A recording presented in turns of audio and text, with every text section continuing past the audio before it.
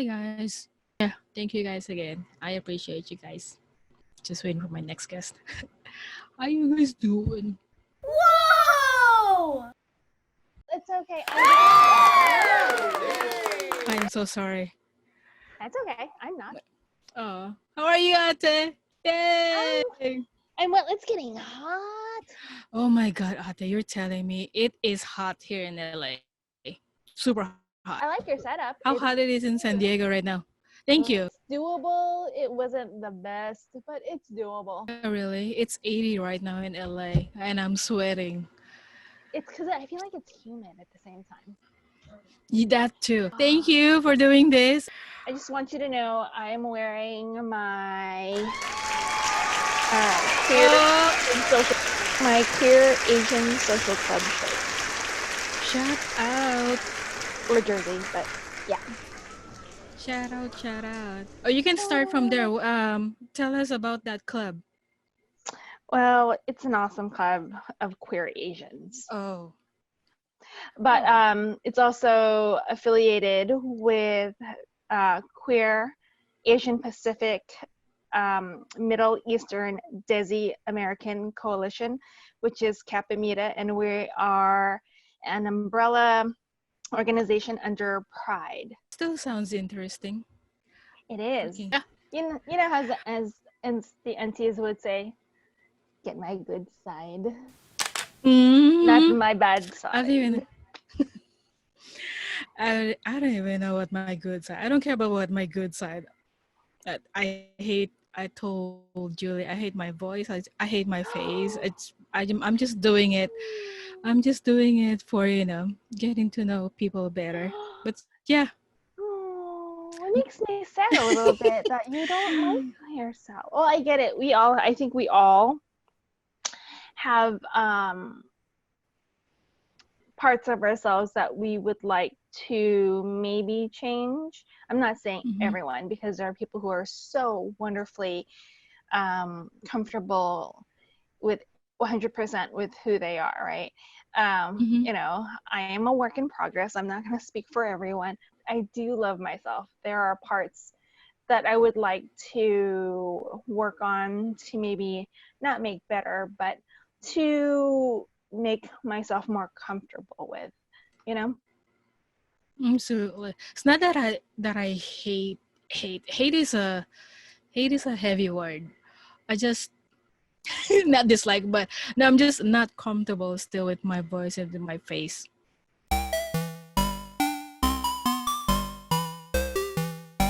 I could see I'm like super goofy, especially in front of camera. But anyways, okay. Yeah, let me introduce you. Thank you so much again, Ate. This is really appreciated. I know you're one of those people who's busy too, but yeah. So this is my Ate Carmen. For those who are not Filipinos or who don't know Tagalog, Ate means like a respect for an elder sister. Yeah. So so if you are going to the Philippines, if you see like an elder sister or an elder woman who identifies themselves as women, ate, and then their names. And then if it's a guy, whoever ever identifies themselves as a guy, it's kuya. You guys hear that all the time from me. Yeah. It's an older brother. Yeah. So if this is my ate, unbiological sister that I met from the San Diego LGBT Center as well.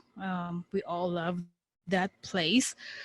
But yeah, how long we've known each other, Ate? Years, huh? Oh gosh. I'm thinking past relationships, how long those were, and then back to, and then how long I've been at least 8-9 years, maybe 10. Not quite 10. No maybe 9. way. Maybe 9. Really? Maybe 9, yeah. No, wow. Oh wow. Oh wow. Time flies. Damn. I know. Yeah. Anyways, Ate Carmen right here. The reason why I want her to be in this podcast, I was actually doing my introduction earlier before you came on. The reason, number one, reason I'm doing this is because I think the people who deserve more shout outs or recognitions, they don't get it enough. So I don't have a lot of subscriber whatever, but like I said, I'm just doing it for you guys to spread like positivity and people like you. So yeah, and you're the very first person who introduced Reiki and meditation to me. Like mind blown. I'm still mind Yay! blown about it. Yeah, I'm glad. yeah, I'm you're the glad. one. I honestly don't even remember how that started. Ade, do you? I was at kind of like a little pop-up event of love and light, Mm-hmm. of other healers and other folks who do things like acupuncture, I believe, chiropractic care. There are other people who are doing intuitive reads as well, and some people selling, other wares, like crystals and all that other awesome stuff. And then, I told you guys about it during a group that we were in, and you came and you're like, oh, I'd like to get a session, and you were on Yeah. my table, and then I think that was the first full session, I believe. But in between group meetings, you would tell me, oh, my knee hurts, or I would ask you, excuse Yeah, me, that's right. Oh I my could feel God. a throbbing in your left knee. Is that hurting? That's right. And I would ask for That's permission if I could give you some little healing. uh-huh. And you're like, yeah, sure, go ahead. And you're like, oh, yay. Mm, wow, yeah, I remember that. Yeah, you even posted of I remember I was wearing pink, wasn't I? I remember, I remember Yeah, my shirt. for the Weird. pop-up festival, yeah, you Yeah. were wearing pink. I remember that. I know I remember that, but that's actually one of my favorite colors, FYI. Fun facts, guys. I like But pink too. I don't wear it I though. like pink. Yeah. Yeah. I think that's the only pink shirt that I have, honestly. The rest are black or faded black. But So my name is Carmen Inocencio. My pronouns are she, her, and hers. I am a Reiki master practitioner. I have wonderful dogs that are beside me panting, I but can you guys see, can't. Can you yeah. hear them? Can you hear? No. No, okay. But Linus is panting right behind me, and he is a fawn-colored pug. And Baxter is to my left right now on his bed, and he is a Chihuahua Min Pin mix, and I call him a Min Chua. I don't know how old Baxter is, but he is my old man Bax. Because you just never know how old they are fully when you adopt them, from the pound. He's my pound puppy. Mhm. And then Both of them? Linus, no, Baxter's a pound puppy, and Linus was a rescue. I could They're I my could babies. slightly see Baxter. I could see Baxter ass in your back. Yeah, there. Can you see him? He's right. Yeah, I could see his butt. Oh, there you go. Oh, there he goes. There he goes. There he goes. Oh, there he is. Yeah. There he is. You see him? There he Yeah. goes. Okay. That is so There. cute. And Baxter has just left the building. Yeah. He stepped out. He's like Julie's dog last time. I think they wanted to say something. So anyways, Ate, let's get into it. If you don't mind just explaining to people business it is, explain to peeps what Reiki first is. Well, I'm curious to ask you first what your experience with Reiki is and what you got out of it and what it means to you, because I like to hear that from folks that I've worked on, because it's Okay. really interesting for me. So I'm gonna kind of turn the tables and ask you first. Oh wow. Okay. Let me see. I'm just trying to remember our very first session. Reiki for me is, I got speechless. Wow. Reiki for me is something about a deeper level of meditation, honestly. When I tried it with Beautiful. you, it was a meditation slash healing, Mm-hmm. physical and especially spiritually. It it's amazing. It's out of this world. There's something about it that I can't explain. Yeah, definitely healing for sure. I feel so relaxed and cleansed um after Reiki sessions. It's like a massage for your spiritual being. Did that make sense? Yes, I love that. So, I was I wasn't prepared for that. So your turn. no, I want to hear more about you real quick. I mean, because we've done two things together when it came to spiritual healing and, cleansing the soul. We did meditation together recently, um, Mm-hmm. and I'm gonna we did yeah, Reiki. I'm gonna And post I that know you, picture of. yeah, and I know you said that Reiki, and I think you said it beautifully when you said Reiki is like meditation for the soul, for for the Yeah. soul and everything. What did you get out of meditation? Oh wow. What did I get of meditation? Oh God, breathing for sure. Breathing and mindfulness. Minding, not minding my own business, but minding my breathing. A lot of people out there, they just don't realize the importance of it. I think you're the one who explained it to me 100% out, and that when I get stressed that I don't breathe, and it's Mm-hmm. crazy. You think your body is automatic like robot, that you're like, no, I have to breathe. But no, when I'm stressed, I feel like everything is stuck in my chest, in my upper back. It's crazy. But when I'm meditating, it's just, just mindfulness and reminding me my center, my purpose, and what's with just feeling everything in my body Yeah. parts. Yeah, Hey, it's amazing.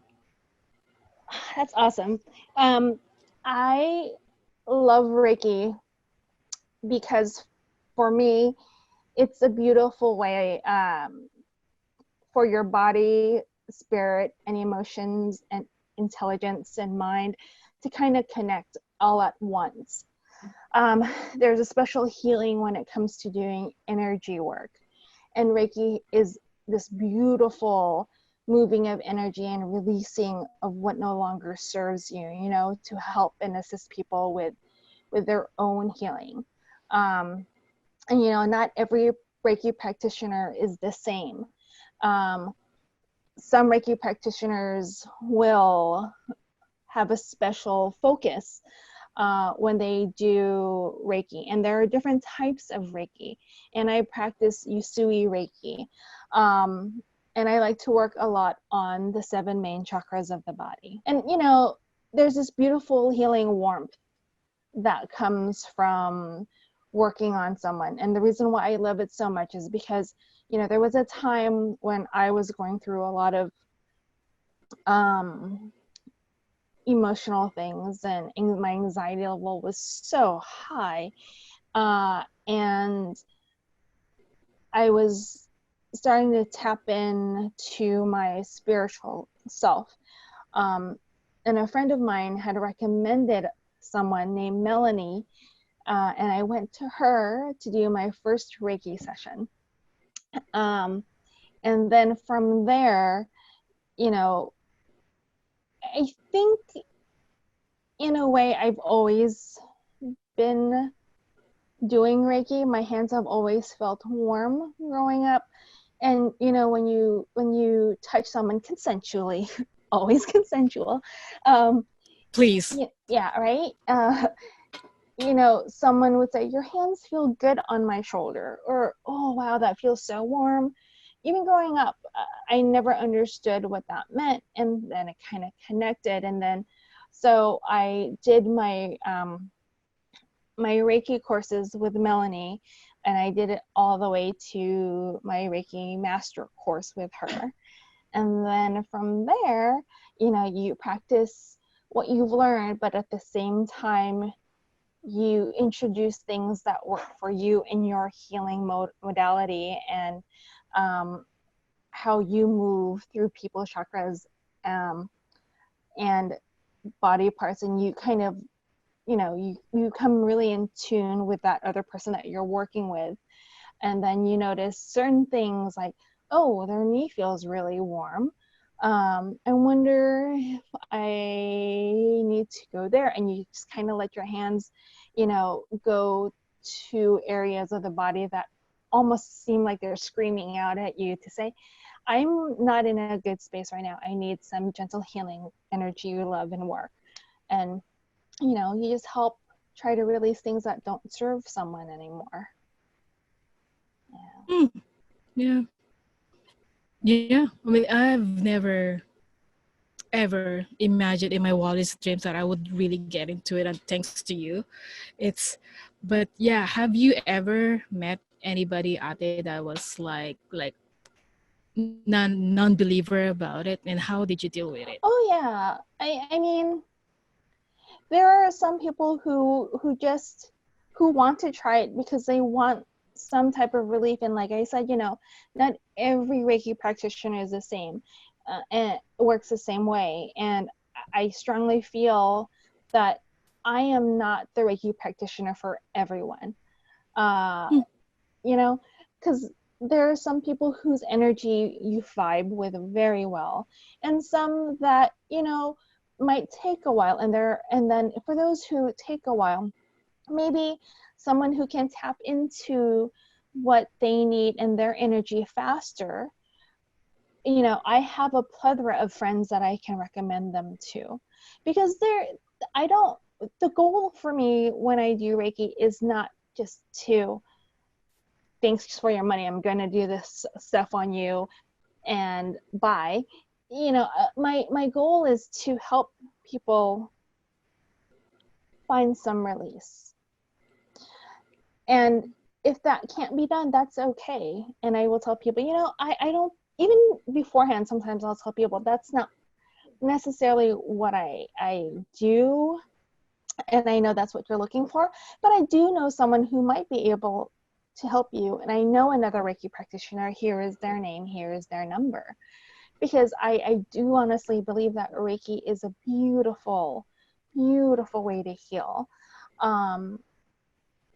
And the reason why I do Reiki is because I truly believe, and I've said it before and I'll say it again, when you heal others, you heal yourself. There's a beautiful exchange and release for both parties, not just me as a practitioner and the person that I'm working on, but there's a beautiful release when someone that you're working on can let go, and then it's just a beautiful exchange of energy. Like meditation. Like you said, meditation for the soul. Right? It is meditation for the soul. It's just amazing. I'm short for words to explain Reiki, but you guys just have to try it. Get in touch with Carmen. Highly recommended. But yeah. So yeah, you've got to explain how you got into it. It's just, yeah, I mean, I cannot suggest it enough to people out there who's just, even if you don't have any idea about meditation, go ahead and try it. Get in touch with Carmen. Yeah, she'll explain it to you better than I can. But yeah, you mentioned we did that meditation, like, was it 2 weeks ago out there? Like long distance meditation. Yeah, loved it, of course. Can you just explain to people out there, for people who's like just still not I'm not really open-minded about it, and of course we can't force people to, like, you have to try this, blah blah blah, but can you, at least in your personal experience, explain how to get out of that comfort zone, just to be open-minded about Reiki and meditation and the benefits of it, I guess? Okay, so when it comes to Reiki, I tell people it's energy work. I mean, it's like if you were to go to the chiropractor and you get a physical adjustment, it's like a spiritual adjustment, you know, emotional adjustment. Um, it's it makes you feel good with your energy and with your spirit. Um, and for meditation, it's very similar with, you know, being healing for your soul. And also it's a way to kind of check in with yourself, you know. It's a beautiful practice of just being still. There's this thing, I think, as humans, we always want to try to find, you know, the right words or the right thing to say, or be the perfect daughter, sister, partner, you know. And there's a lot of pressure that we put on ourselves, and we don't, I think we lose ourselves in a lot of things, whether it's material goods, expectations, right?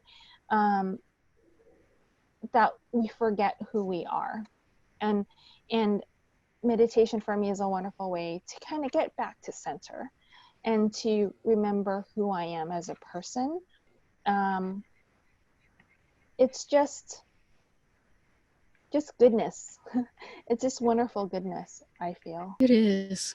It is. Yeah. Can I, yeah, just shout outs to all of those Reiki masters out there, meditation. What do you call people? I'm such an idiot. What do you call people who encourage people to meditate? People who meditate. That's all, I mean, that's all I can, Oh, there's no term? that's it. I mean, and Oh, I think okay. it's important to point out that when people say, oh, it's, you know, oh, I can't meditate, I have no patience for it, or I can't, I'll fall asleep. You know, I tell people, if you're in the middle of meditating, right, and you fall asleep, then that's always a good thing, I think, because you've been able to quiet the monkey brain, and you've been able to kind of just be and relax. And also, Yep. you know, You told me about that. meditation doesn't have to be, you know, sitting still and in cross-legged positions with your hands in different you know, positions, with like, you know, what am I trying to say, with just different positions. It's not about that, really. um it's, if you have time to just listen to yourself breathe, start with that. You know, if it's just 2 minutes of breathing. And you know, I grew up Catholic, and so, you know, it was kind of poo-pooed on, or it's because it's not part of the religion, it's considered taboo, right? But I tell friends who are maybe practicing Catholics, if you pray the rosary, that's another form of meditation. I tell people, if you garden and that's what helps you center, that's another form of meditation. So when someone tells me, I don't think I can meditate, I don't know how, you know, there are things that they do in their regular lives that, you know, say the opposite. You know, if there's something that you love to do, dance, for example, you love to dance. There's this Mm-hmm. beautiful energy that comes from you when you dance. There's a release, Mm-hmm. right? Oh, yeah. Same thing with meditation. You know, it Yeah. just, it, but sometimes I feel, for me anyway, meditation brings it another step further. It helps me with my anxiety. It helps me when I can't sometimes deal. Because one, it helps me calm and quiet the monkey brain. And even though the problem is still going to be there, it allows me to kind of center, to open the possibilities of of calming down, so that I can open up space and for the possibilities of finding answers. Because I think sometimes when you are so stressed out or you're just so much on the go that you don't have time to sit, right? We are so bombarded Mm-hmm. with TV, with the internet, with social media, with media itself, magazines telling us how we should think, who we should be, how to make yourself more attractive to find a mate. Oh And again, God. but growing up, we were told what to do for or how we should be, but we never really sat with ourselves to figure out what we wanted. And I think meditation and Reiki helps me do that. Yeah. Yeah. Absolutely. Especially when I move here in America, you know how Filipinos are like, we're very, by the way, Ate, this is the fact that I keep forgetting. Were you born here? Just out of random again. Were you Uh, born here or back in Actually, the Philippines? I was actually born in the Parañaque, Philippines. But Stop it. yeah, but my dad was he was in the Navy. Um, and he was actually stationed in Italy. So, my parents got married, um, and, we joined my dad when I was 6 months. My mom was still teaching at that time in the Philippines, I believe. And so, when it was time, we went and we joined my dad in Italy. So unfortunately, I never really got a chance to like live past 6 months in the Philippines, have that time where you can um, form those early memories of like Yeah. going to Yeah. school or learning language. Um, for me, was a Navy brat, so we moved a lot. You know, yeah. Yeah. You're one of those. But anyways, I have to write that down. I want to talk about that moving a lot. But anyways, what was I going? What were we talking about earlier? Oh, when you first came to the U.S. Oh, yes. So you know how Filipinos are like super, like happy-go-lucky, blah blah blah blah. When I moved here in America, and especially when I met you guys, I never realized that I completely lost myself for a Mm-hmm. very long time. This was even before therapy. Mm-hmm. Um, yeah, not a lot of people realize that. Like, and I respect you guys out there who's taking it day by day, but have like what you said out there, have you really sat down? What the hell? Oh, I thought I saw a mouse. I'm like, the fuck? I'm gonna run. Okay, interview over. No. Bye. No, Yeah. I like, we're gonna cut. No, I'm not scared of rats. But you lost what was I yourself. saying? Oh my god. You Yes. lost yourself. Completely losing myself right now. Lost myself at the, yeah, really didn't realize it until, I met some great people like you guys. And when I moved here in the Philippines, when I moved here in the United States, it really was a blessing. Oh, who was that? That's Linus. Can you hear him chanting? Hold on. Here. Ready? Here Yeah. goes. Say hi to the camera, Linus. Come here, Bubby. Come here, baby. Come here. Oh my God, he's so heavy. Oh, Oh my oh. god. Hi, Bubby. Say hi. Okay, okay, Oh okay. my god. I can't just watch him the whole entire interview. But it took me, god, when I moved here 18, when I was 18, I mean, almost, I was gonna say my age, but it took me a very long time to realize who really, who, who am I really? I'm still figuring that out, actually. Yeah, I think it's an ongoing process finding out who you are, because when you are a teenager, certain things, make you excited. Certain things taste a certain way. Foods taste a certain way. Certain types of people turn you on. Certain types of people turn you off. And then Mm-hmm. what you liked when you were a teenager won't sometimes will not be the same when you're in your 20s, you know? And then when you're in your 30s, you know, you won't like sometimes what was in your 20s, and then when you're in your 40s, sometimes what you liked in your 20s was kind of comes back up. And I Right. think there's always self-discovery about who you are, um, if you are open to it and you allow it. For me, my teens were my teens going into my 20s were really about me, because you're no longer a high school student, you're a college student, or you're sometimes out of that structure of high school, and now you're supposed to be this free thinker, right? After all these years of being told how to think, what classes to take, who your friends are in high school, where to sit at lunch. And then now you're in your late teens, early 20s, and now the world is so open and you're going to explore. Oh, I can take classes at college in the evening? You mean I can sleep all through the day and just take classes at night? Or, oh, I can take all my classes only on 2 days out of the week? Glorious. What do you do with the other 2 days, right? Or the other 3 days?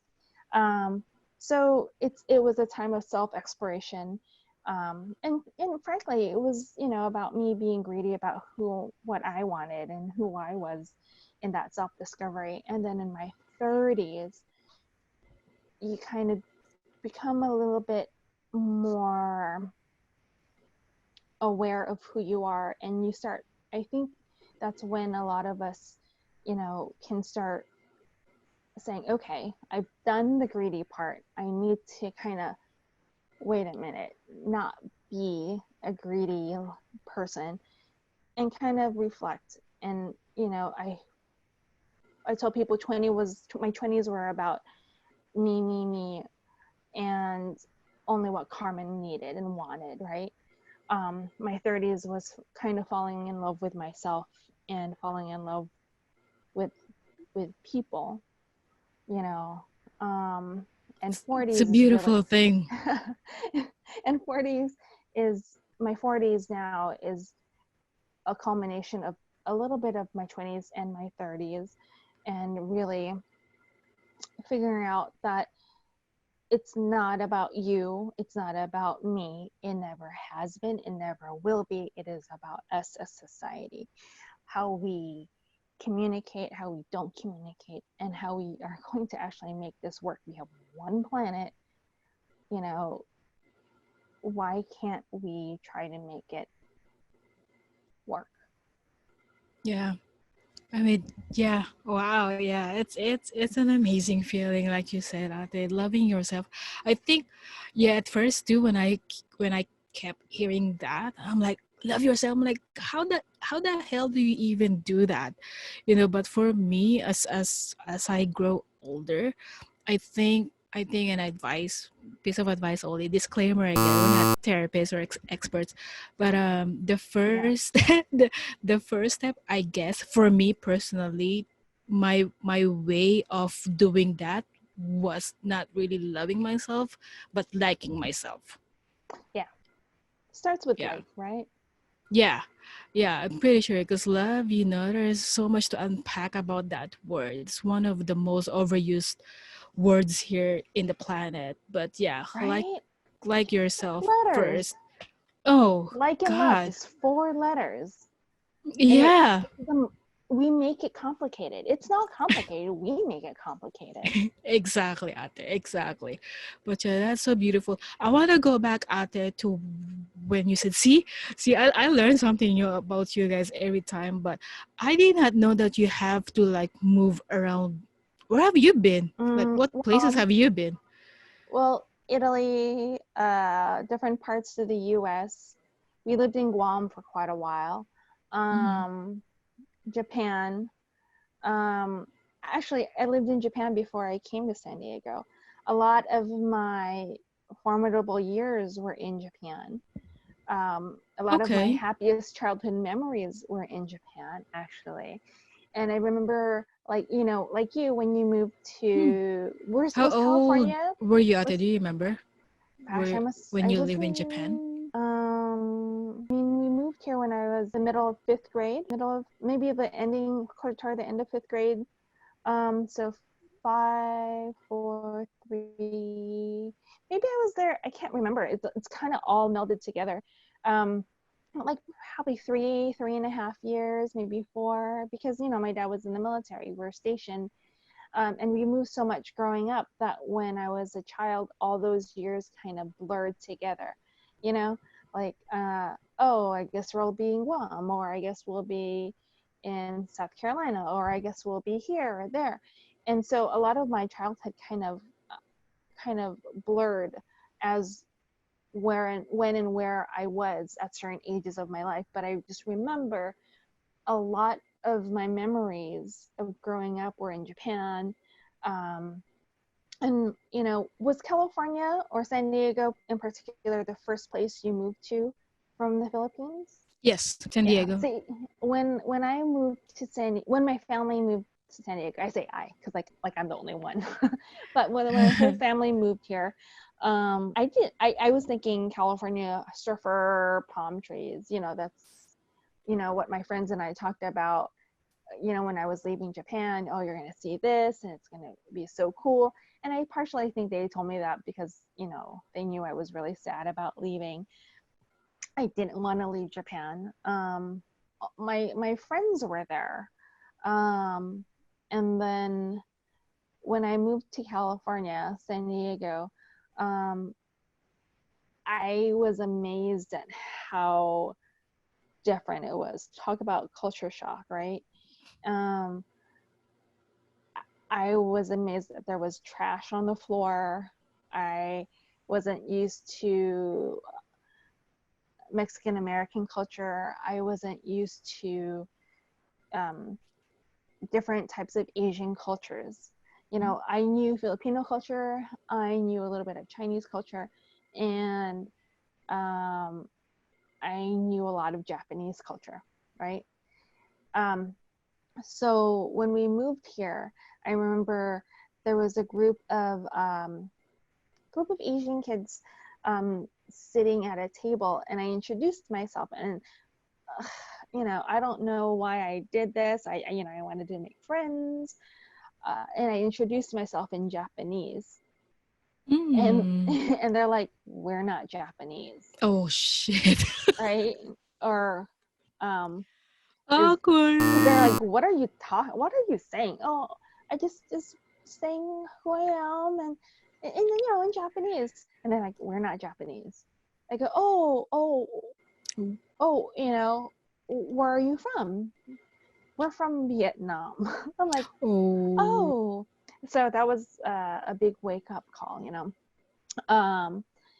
and it was just such a cultural difference. And also, when I was growing up in Japan, we had a tight group of Filipino friends.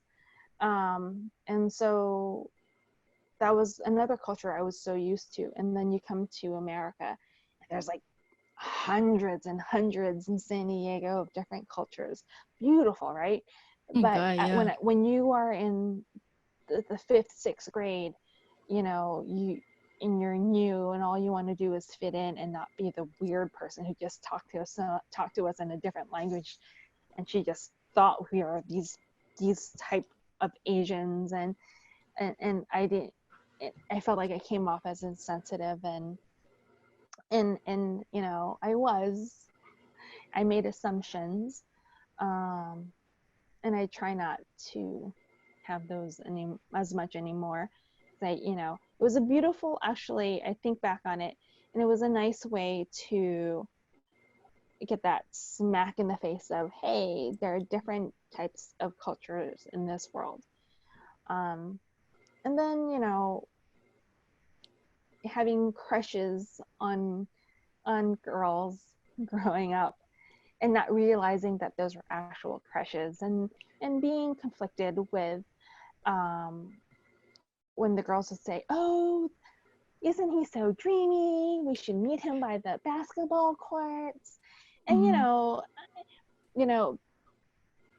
when I was younger, I was extremely feminine, But I think I was also kind of sporty, and at the same time I like to play the sports with the boys. And so I wasn't sure what it meant to like people, girls or guys. And coming from such a strict Catholic home, you know, where sometimes you're dictated who you are, who you're going to become. Oh, you're going to become a doctor, or you're going to become a nurse, or you're going to become a lawyer. Don't you want to be those things? It's so And popular in Filipino it's families so out there. popular. With all due respect, guys. If you With all met a due respect. Filipino, they're either a nurse in a military family or, Yeah. yeah.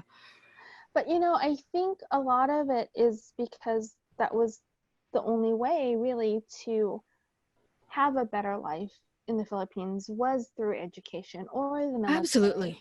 God, yeah, right? I couldn't agree more, Ate. Right? Couldn't And agree more. so Yeah. I understand why our parents, pushed us or encouraged us to take careers that financially they saw as better, because growing up in the Philippines and witnessing so much poverty, you don't want that for your children. And so our parents have these wonderful ideas and expectations for us to, so our lives are easier. um but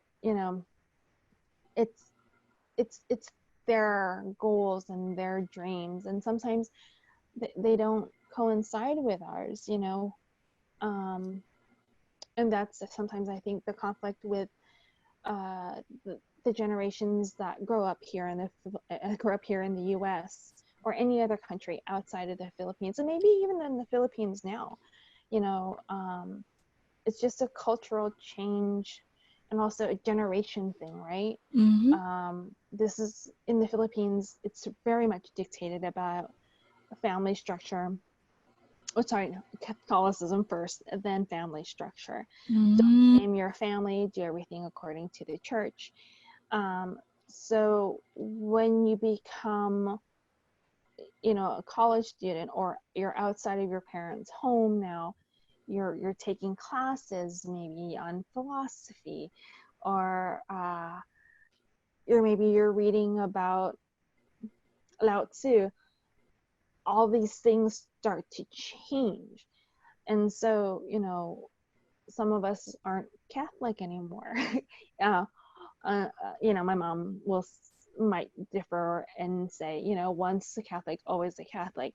And I think, yeah, in a way, because it's so ingrained in us that, I haven't been in a Catholic church in years, but I bet you if I went to a mass, I know the prayers. I know when to sit. I know when to kneel. I know Uh-huh. when to stand up. It's because it's You been still know the songs? probably, it's just it's we're so indoctrinated into that faith that it gets blurred there, the lines are blurred between values, morals, and law, right? It all gets kind of jumbled. So anything that is different than what our parents grew up with is considered uh, immoral or bad, or looked down upon, right? Or you're being defiant. Just do it this way. This is how I was taught. This is how I learned it. It's going to be good for you too. Yeah. So, speaking of that, Ate, I was gonna ask you about this later, but since we're talking about this, in your younger years, would you change something else that, or would you wish you knew at the younger age that you could have changed? No, I don't think. Well, I think that's an interesting question, because I think if I had changed something when I was younger and go back and change things, I don't. You wouldn't be sitting with the person you're sitting with now, right? If anything, I would have liked to come with an understanding sooner about what it means to be queer, right? And work on that the the identity crisis of being queer and the shame that I thought, because that's all in my head, that came with it. And really one worrying about what other people think, you know. Amen, ate. I Yeah. can't. Yeah, I couldn't agree more. God, I wish I knew that sooner when we were younger, because we were so, like you mentioned earlier, we were so into what's in at that moment. But I'm like, now that I'm like, should have wasted my time on those energies. Should have wasted my energy on those things. Yeah, Damn.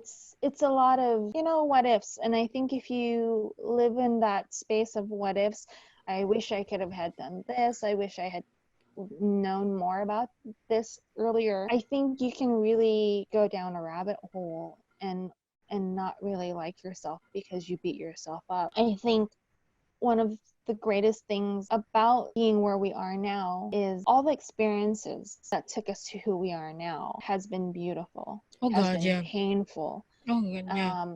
has brought us tears, whether they're joyous or unjoyous tears, but they have made us who we are. They're the recipe of who Carmen is now, of who Sky is now. So if I hadn't had my heart broken by a girl Oh who God, wasn't yeah. even my girlfriend because I had a crush on her and she like this one guy, and I didn't understand why I was so upset about it, right? If I didn't have that experience, I might not understand who I was as a queer person now. uh I might have lived a life where, you know get married to a guy and live this the life that was what my parents might have wanted. But I think the culmination of all our experiences is a beautiful recipe to who we are now. And all we can do now is moving forward, continue to put more ingredients in that recipe to make a beautiful dish, right? I love that. My God, I'm such a fat ass. Every time you say ingredients, I'm like, all I can think of is food. Oh, friend, me too, me too. Oh, you know what? I never asked you. Mm. Um, Hi, Sky. What are your pronouns? You asked me that. Bonfire. You and Tracy asked me that. I said I don't have one. Is that bad? No, I don't think it's bad. I always ask people because, you know, sometimes people discover themselves at different times in their lives. Mm-hmm. For example, I have friends who before, have told me they are she, her, and hers. And then, they become enlightened with who they truly are. And then sometimes their pronouns change to he, him, his, they, theirs, and the other way around as well. And I'm going to respect people for how they identify and how they present. So Yeah. I always ask people, you know, hi. Oh, well, first I introduce myself. Hi, my name is Carmen. Pronouns she, her, hers. What is your name and what are your pronouns? Because I think it's important to address people um, with who they authentically are. Yeah. And, Yeah. it might change. And so sometimes I will uh, ask and ask again because you just never know where people are in their journey of self discovery. And I think exploring who you are is always a Mm-hmm. beautiful thing. Oh, did I tell you guys? Sky is actually not my real name. Yes, I know. Yeah, I But told you, right? Yeah. but you told me you presented yourself as Sky, and I will respect that. And so to Oh, me, you are yeah. Sky. Yeah, thank God. Yeah, for people out there, that's actually not my real name. My real name was, a lot of people actually on my Facebook knows my real name, but yeah, it was a combination of my mom's and my dad's name. But there was a story of my name too. Just long story short, one of my classmates, because I think I get distracted all the time in a classroom when I'm like spacing out. I just look at the sky, so she Mm-hmm. called me Sky, and that's where it started. I remember that vividly. But anyways, yeah, never really cared about the pronouns, but I respect people who really know what they want as the pronouns. But so yeah, I want to ask you a question, Ate. Why do you think you're one of the people who I appreciate the most? I'm so blessed to really have you as my friend slash my sister. You've heard me cry, you saw me cry, you've saw my rock bottom, and even though we don't talk to each other, we're one of those people, like when like this, when we talk again, you're like, oh, I know this person. But how, yeah, or why, how, yeah, how do you think, why do you think our friendship work? I think you really answered that already because, I've seen you through during those stages and you allow me to see that's those glimpses of sky, you know, that maybe you aren't able to share with other people, and I think that's part of the friendship is the being able to be vulnerable and not having to look good in front of each other, right? Just to be. Mm-hmm. Um, Mm-hmm. and I think that's, like you said, you know, you allow me to see you cry, you allow me to see you smile. But I think it's the beautiful part is that when you find, another kapatid, that you can really just be family with and let down your guard like you do with me. I think that's why we connect, and that's why, even though time has passed, when we don't speak to each other, we can still pick up from where we left off because Right. we can be vulnerable with each other. I trust people so easily in the past. Like, why are so people, when they see you vulnerable, they just disappear, or they yeah, they go away. I think a lot of the times is, when we can show our vulnerability or our fears, sometimes it triggers other people. So I don't necessarily fault them for backing away because, there might have been something in my healing process or my expressing of emotion or where I am that might have triggered them. You just never know people's backgrounds until they share them with you. Case in point, if I'm talking about family, I have a friend that I don't necessarily talk about fatherly things because of abuse that came up in their past, right? And so, knowing what I know now, I don't fault them for if they say, I can't talk about that. I'm like, okay, perfect. I get it. And there's that phrase, meet people where they are. Yes. Do you believe in That's superstitions? the superstition. Yeah. Like if your money is itchy, I mean, if your palm is itchy, there's money or something like that. Someone's thinking of you because your nose is itching. Or Is that you could just have really bad allergies. I don't know. I probably do, but yeah, my God, it won't stop itching. I'm so sorry. Um, I'm not perfect, people out there. I'm Yeah. not perfect. I'm just saying, it's really rare to find some people who will accept you like 200%. And But I yeah, think it depends on where people are in their own lives and their journey and their acceptance or their abilities to kind of really sit with their feelings because feelings can sometimes really fuck you up. you know, oh yeah, um, oh yeah, we put meaning into things that really aren't there. Instead, when we should just ask people, you know, what does that eye roll mean? Like we automatically think when we talk to someone and we're in a group and someone rolls their eyes, it's at us specifically, when it could just be right, like, oh man, i right, made I made a U-turn here again and it's not the right place, right? And it's not even eye roll at us, but we think it is because we put meaning into it when we should just ask, hey man, what's up? Was the eye roll at me? Did I do something? How did I occur to you? Because I'd like to clear that up, right?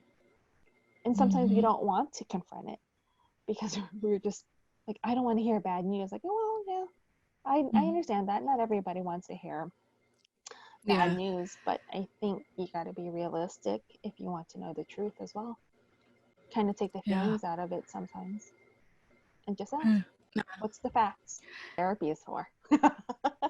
So, we go to therapy so we can so that we are given the toolbox of emotional well-being tools, so that we open up the toolbox and go, okay, I'm feeling this way and this all sorts of things, and what did I learn in therapy? Which tool do I have in my tool basket, right, or tool chest, that I can use in this occasion so that I can make things flow or Yeah.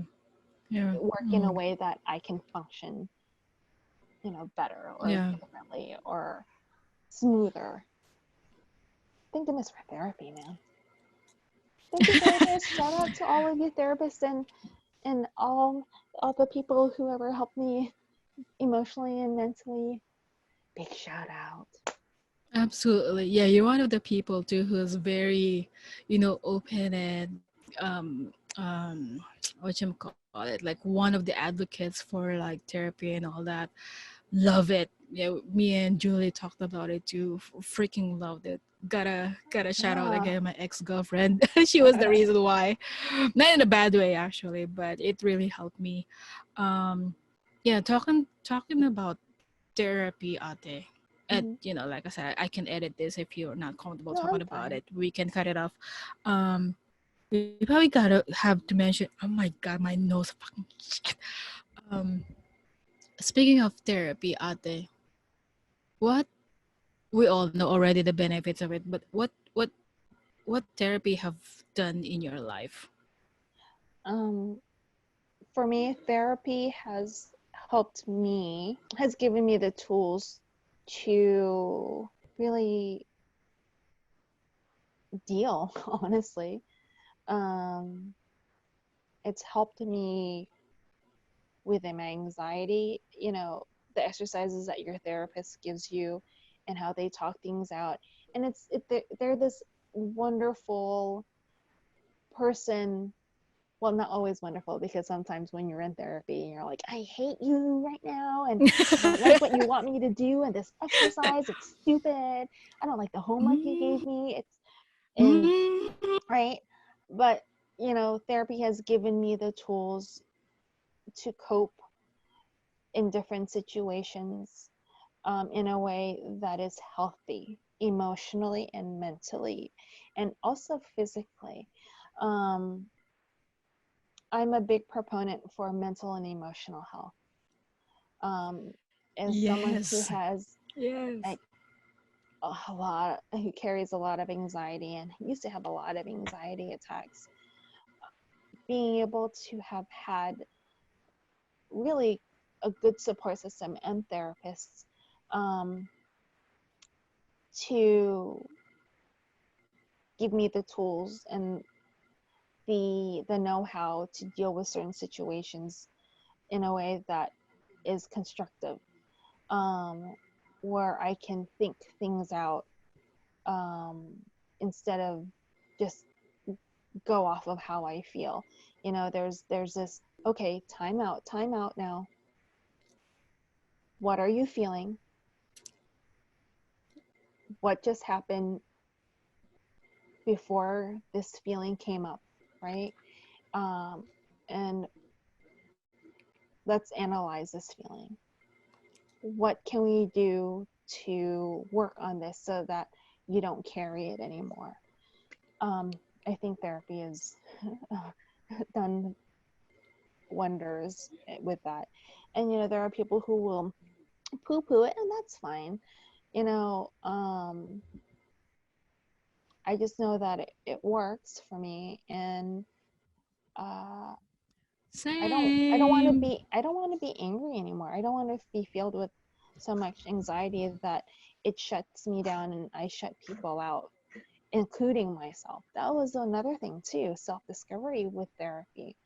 Um, and helping let go of shame of being queer, and working out what it means to be me, um, and being able to self-express. I mean, if you had asked me if I was going to be rocking a shaved head, a couple years ago before I met you, I mean, before I went to therapy, I'd probably say, no, I want to make sure I look good. I want to make sure I'm presentable. You know, that fear of looking good to society or for everybody else, and then not really doing it for me or doing things really for me, and losing myself in the cultural roles, in the expectations. I think therapy helps a lot with that, of discovering who you are. Yeah, absolutely. And I keep saying this, and one thing that I really like about this is you kind of touch about it, is it really helps me process things. Like Mm-hmm. my brain could only do so much, I feel like. But yeah, with my therapist, and piece of advice again, disclaimer, blah blah blah blah blah. We're not experts, but one thing that I've learned from it, did my ex told me about this too? But if you're interested or just curious about it, like you said, Ade, not all therapists or Reiki masters out there are like will fit into you. You have to look for the perfect, and no one's perfect. The perfect therapist for you. Yeah, and you're exactly right. You have to go through like a few Reiki practitioners. You sometimes have to go through a few different types of therapists until you find one that works with your processes, or where you are comfortable, where you want to work on things with that person. If there's someone who constantly triggers you, they're not the right therapist for you. Or Right. it's like dating. It's kind Yep. of like dating. Yep. Yep. Yeah, could dating. Oh my god. Oh, speaking of hair, I was gonna ask you. My Mhm. fucking nose won't stop itching. I'm so sorry. If you're I know. I comfortable about scratched my talking nose about just your now hair, because I just scratched my nose. no, shut up. Do you want to talk about the story of why you shave your head? Yeah, sure. I think I shaved my head almost a little over a year ago. April. Yeah, April was. Already? Yeah, it's been a year. I feel like it's gone by so fast. Oh So my. it's been a year since I first buzzed my hair, and it's been I think maybe a month, 2 months now that I've been shaving my head. Maybe a month and a half. And a lot of it was letting go of what people thought of me. Um, No way. mhm. I didn't know that. Yeah, because growing up, mm, there was this definition of what femininity was for me. Beautiful long. I had beautiful, wavy long hair, right? And I expressed my femininity in my hair or in how I dressed. And as I delved more into the practice of Buddhism, um, you know, your body is just a, a vessel here on this earth to help make it a brighter, lighter place. Um, and you know, all of this that you see with your eyes is not necessarily the person who right? You don't see the emotions, you don't see the thought process. Um, because we only present what we want you to see, to look good, right? We have that fear of looking good. And so I had so much pride in my hair because I felt it made me look pretty. It made me look feminine. And I really challenged myself with the questions like, well, what does femininity mean? What does it mean to be pretty? What does that really look like for me? And I asked those questions, and they weren't, sometimes the answers were not nice that I answered myself. And I realized how vain I was, really how vain I was. But not in the sense that for other people, like I I didn't care if someone else shaved their head. I didn't care if someone else wanted to dress in a skirt or in pants. And for some reason, it was okay for other people, and I was able to accept other people for who they were. But yet, I wasn't able to do that journey internally and externally for myself. And everything is just appearance. Everything is just uh, uh, covering, right?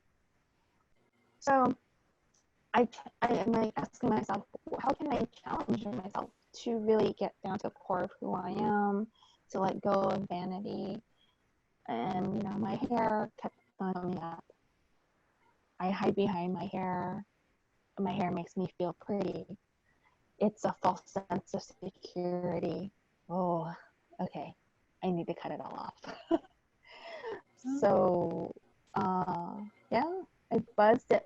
Had the clippers and went to my friend who's a fabulous hairdresser, by the way. I haven't seen her in a year because I shaved my head. But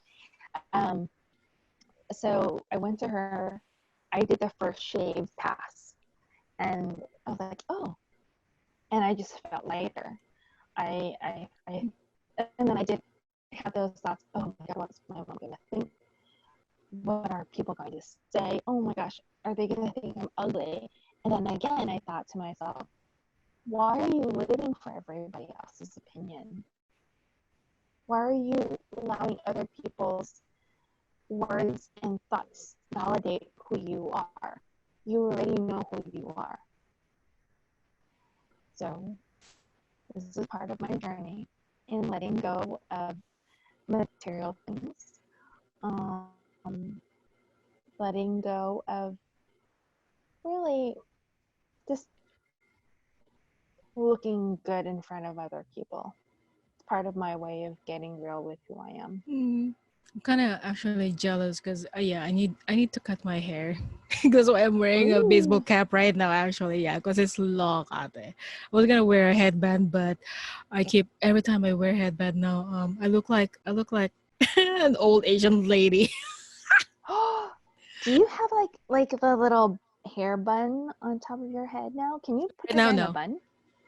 I No, can, you can't. I can Oh, can actually. you do a pony Yeah, like like a little a man band a on little top, like mane? like a No, palm tree. a palm tree. I said a mane. That's a I lie. mean, Sorry, like a palm tree. There you go. yeah. Last night actually, when I went to the dance, I had a palm tree, a little tiny palm tree. Are It's you long. gonna grow? Am I gonna grow it? God, not. I can't. Especially in summer, I can't. This thing right here. Oh God, no. I want to shave it.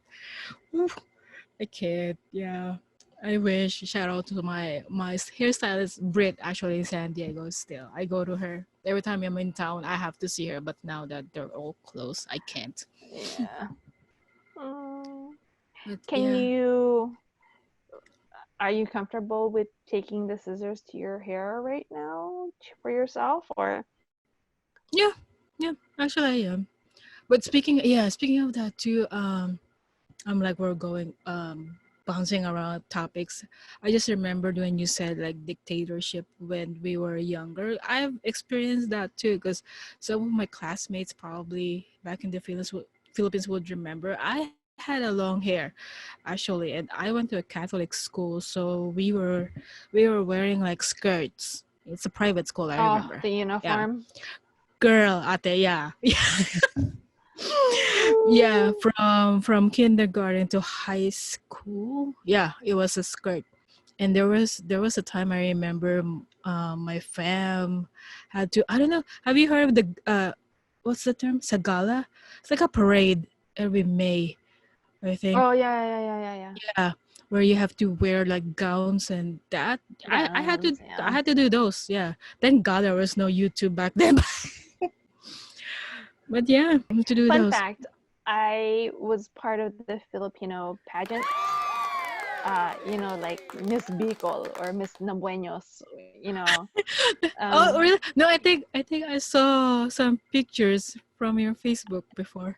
yeah, I have a couple of tiaras. I have some crowns. I have Oh, that's sashes. awesome. I have my trophies. Um, you know, part of I think part of the growing up stage in being Filipino American or American Filipino, right? Woo! Yeah, And then having a exactly. debut. Yeah. Exactly. I'm making this face. I'm sorry, guys, but no, it was just very uncomfortable for sure. Very, very Yeah. uncomfortable. I keep learning new things about you guys. This is why I'm doing this. But right now, I've asked some people about this too. Right now, with what's going on with the COVID and everything, do you have any message, or with you first? Let's start with you first. How are you dealing with this shit right now? Um, there are times where I get really frustrated and anxiety kind of kicks in.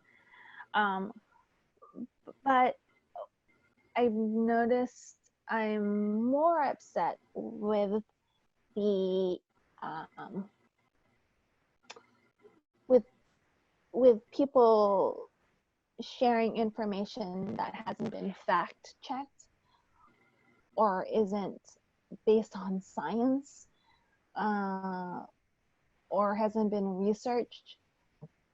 You know, and I think that's why you have the protesters, um, who think it's just like a regular flu, who think we're blowing it out of proportion because they believe certain social media things or news outlets, um, and people are afraid of sometimes hearing the truth. And so right now I'm frustrated with people who are believing things that they haven't researched themselves. I think uh, as a society, we don't research enough for ourselves. We take other people's words as facts. We we go off of emotion versus really what is. And I think that's dangerous. And then we regurgitate and we tell other people what someone else told us, and it just continues. And it's almost, I almost want to say that, if I'm sure I've done it too in the past, and maybe a little bit here and there, where I was not able to fact check something and I told somebody something. And when I don't fact check something, then it's basically I'm like spreading rumors because I didn't get down to the truth of what I'm sharing. I can tell someone, like, hey, you know, bleach is great for you and it'll help cure and kill the disease. You drink a cup of bleach, that's what I heard.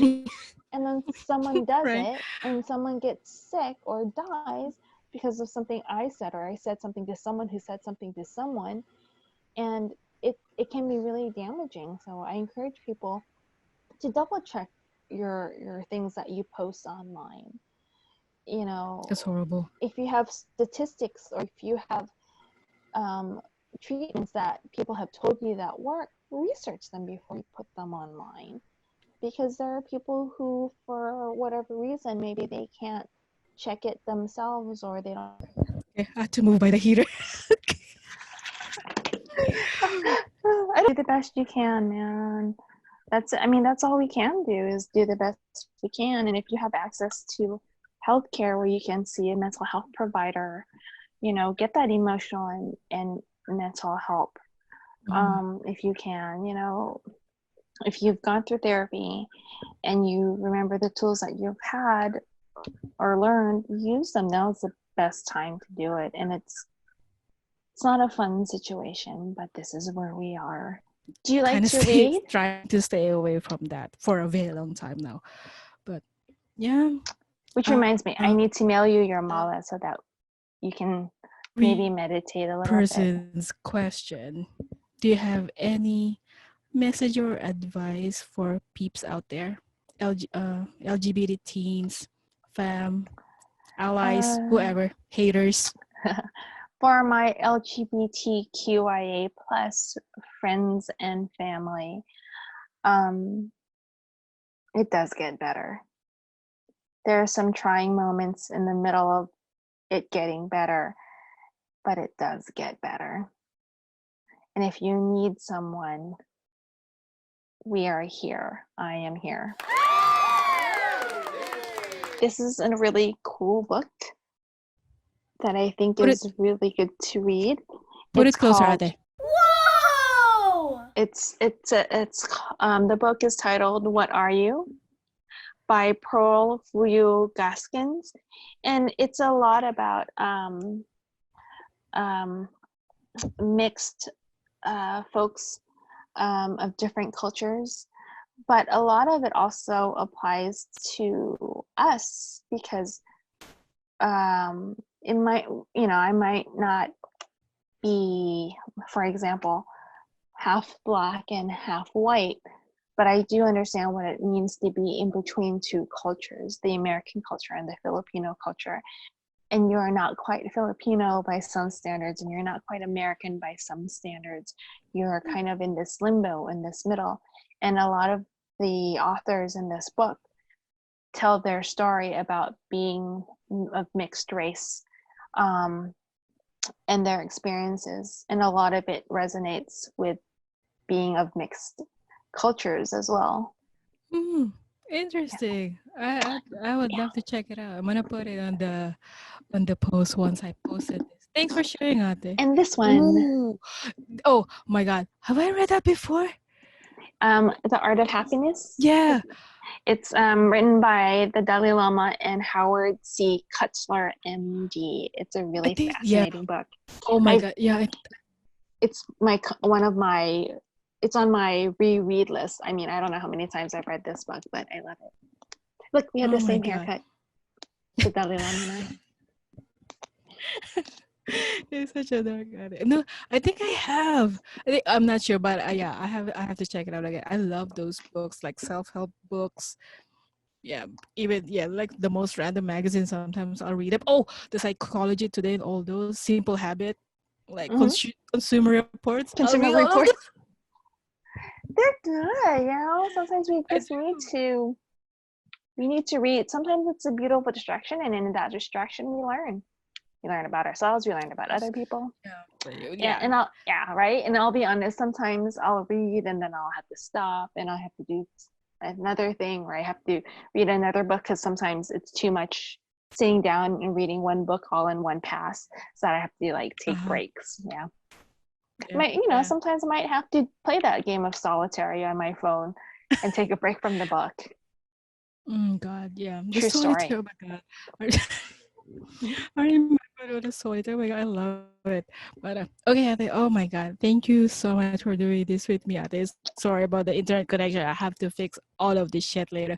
But anyways, it's time. Don't be sorry. Learning curve. Remember. Oh, I know. Thank you.